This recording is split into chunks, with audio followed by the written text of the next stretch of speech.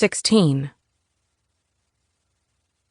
Genna leaned forward, her right elbow resting on the conference table, listening intently as Stephen West, the investigating officer from Zanesville, Ohio, carefully reviewed the sequence of events that led to the realization that Terry Lee Akins, wife of Edward and new mother of Edward Jr., had vanished the very day after the press conference had aired.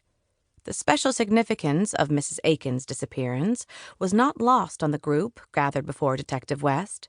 Hers was the only one of the disappearances for which the point of abduction may have been identified. The detective played back the 911 tape of Ed Akins' frantic phone call when it had become apparent to him that something dire had happened to his wife.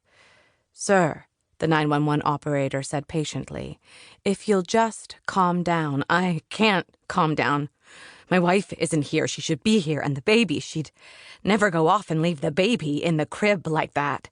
"Maybe she's at a neighbor's. Have you called?" "I've called everyone. You don't understand. She isn't anywhere." The officer clicked off the tape. And he was right. She wasn't anywhere.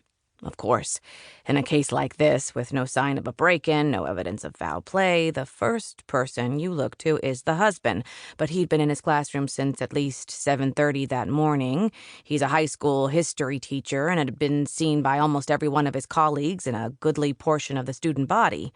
Every minute of his day was well documented, and it was clear that the baby had been tended to.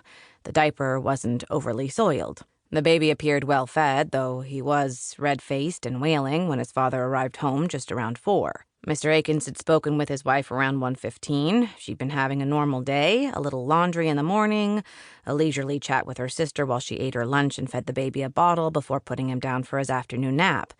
The sister says she called back a little before 2 and left a message on the answering machine when Terry Lee didn't pick up. It appears that she never did hear that last message. So something happened in the middle of that routine day that turned the blissful life of this young family into a nightmare.